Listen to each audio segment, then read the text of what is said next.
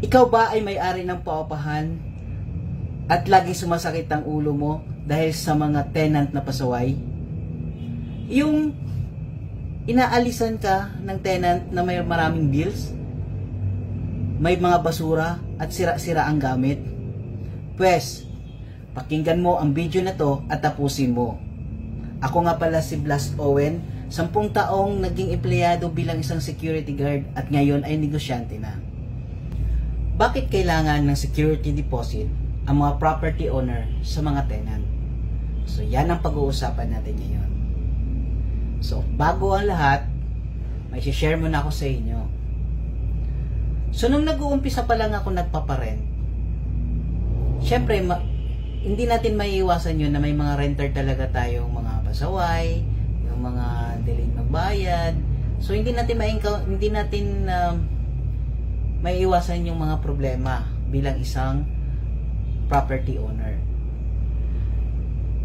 Nung na-experience ko na meron akong tenant noon na nagbayad lang siya ng, syempre as an owner, mostly ang kinukuha lang naman talaga natin is 1 month advance, 1 month deposit. Ang nangyari, itong tenant ko, nagamit na niya yung deposit niya. So wala na siyang reason kasi hindi na niya kayang ibalik. So wala na siyang reason na mag-continue sa rental niya. So yun yung nagiging usapan namin na hanggang katapusan na lang daw siya, ganyan, tatapusin na lang daw niya, gamitin niya yung deposit. Ako naman, syempre umuon na lang ako para ayaw na niya, para wala nang gulo, ganyan. Maganda naman yung nagiging usapan namin na hanggang katapusan na lang siya. Sabi ko sa kanya, sige, walang problema, basta wala kang iiwan dyan ng mga bills, tsaka walang problema yung room natin. Umuo naman siya. Ay hindi namin namalayan. Nalaman na lang namin na umalis na. So ang naging problema, ang malaking bill yung iniwan. Bill ng Meralco, almost 2,000. May bill pa siya ng Maynilad na almost 2 months na hindi binayaran. So, anong nangyari? Dahil nalaman namin yon, ang ginawa namin, kinontak namin. So, ang problema, nakausap namin yung tenant. Sabi niya, huwag kayo mag-alala, mabayaran ko yan, ipapadala ko na lang to Palawan, o kaya hatid ko na lang dyan. Yun yung mga reason niya. Although, doon lang naman siya sa kabilang barangay lumipat din. Hanggang sa tumagal, wala ka nang aasahan eh. Pagka kinakausap mo, bababaan ka na ng phone. Although hinabol namin. Pero nangyari, walang nagbayad, hindi nagbayad, walang dumaan. So yun yung nagiging problema namin sa mga tenant. Yung mga ganong sitwasyon na hindi mo na makita yung tao, hindi mo na mahagilap, hindi mo na nakakausap. Eh syempre, bills niya yun eh, na dapat niyang bayaran. So ang ginawa namin, nung pagkatapos niya umalis, nilinis namin yung room. So sa mga next tenant namin, ang ginawa namin, naghingi kami ng security deposit.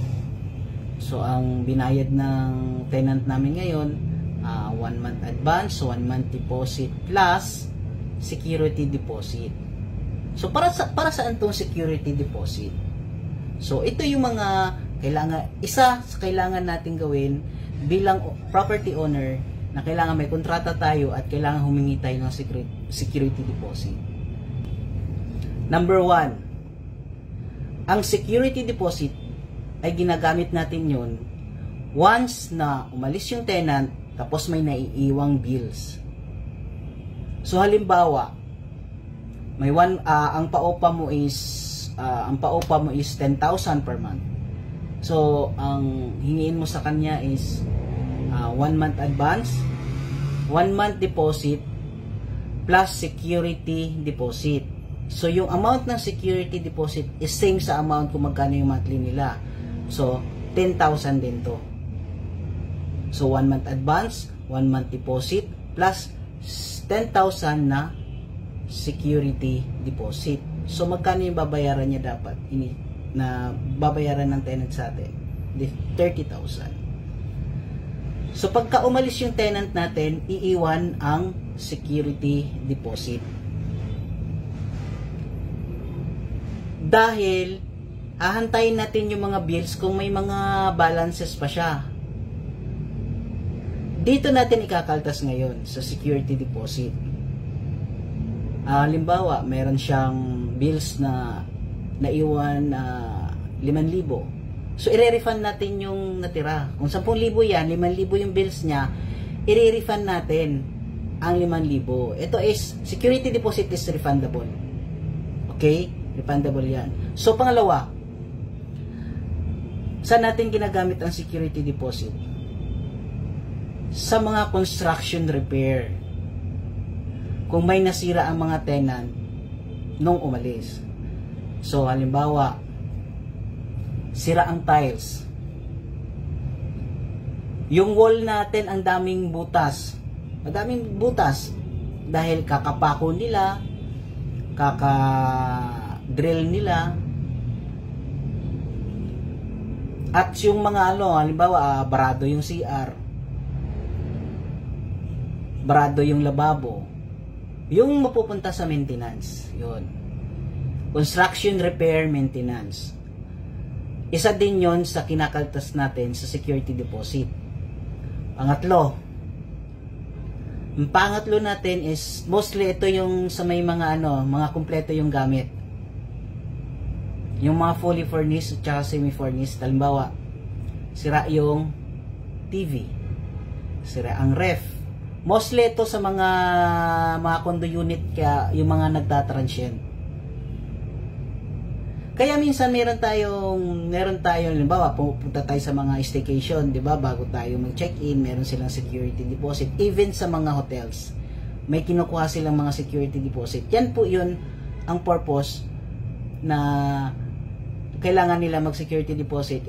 Pagka nag-check out ka, i-refund sa iyo 'yun kung wala kang nabasag na baso, wala kang kumpleto yung gamit sa loob, i-refund po nila 'yun. Pero pag once na may kulang na gamit sa loob ng room mo, kinakaltas nila yun. So, ano yun ang tatlong yun? Tatlong most common na ginagamitan ng security deposit. Una is, pambayad natin ng bills. Pangalawa, construction, repair, or maintenance. Pangatlo, yun yung sa mga pag may nasirang mga appliances. May nabasag na salamin, yung mga ganon. So, yun yung common na binabayaran natin pag umaalis si tenant. Kung meron ba kayo additional na ideas o mga kaalaman about sa pagpapaupa, please comment below lang po. Comment lang kayo sa baba, then we will discuss sa next vlog natin. Sa mga landlord, kailangan lang po nating i-explain sa mga tenant natin kung ano yung mga rules and regulation natin. Hanggat maaari, pwede po tayong gumawa ng kontrata, ilagay natin doon na 1 month advance, 1 month deposit, plus security deposit. So, explain natin na ang security deposit po ay i-refund natin after na nilang umalis. After na masettled lahat ng bills at mga dapat gawin sa room nung iniwan nila, or kung may mga gamit pang dapat bayaran. So, kung may sobra sila doon, halimbawa sa 10,000 na sinasabi ko, at may sobra sila doon, nakaltas mo na yung bills nila, nakaltas mo na yung sa construction, repair, or maintenance, or kung mayroon silang nabasag o nasirang mga gamit, kung may matira sila doon, yun po yung i-refund natin. So, halimbawa, kung 8,000 po yung lahat ng nakaltas natin, yung 2,000 po ay kailangan po natin ibalik sa tenant natin. So, yun po yung dapat i-explain natin bago po tayo o bago sila mag-start na mag-rent sa mga unit natin o sa mga rooms natin o sa mga bahay natin. So, kung ikaw ay nakikinig ngayon at kailangan mo ng community na makakatulong sa'yo meron po kaming binubuong grupo na ang pangalan po ay Rental Property Owners Group. Pwede po kayong mag-join doon at ilagay ko lang po sa comment section ang link para doon po natin i-discuss kung ano man po yung magiging problema, kung ano man po yung dapat nating solusyonan sa bawat problema natin. Okay guys, alam kong may natutunan ka sa video na to, kaya i-follow, like, and share mo itong video na to. At sumali ka sa group namin para marami tayong pag-uusapan doon. Huwag kalimutang galingan sa buhay, sipagan, tiyagaan, at dumiskarte ng tama. Bye-bye!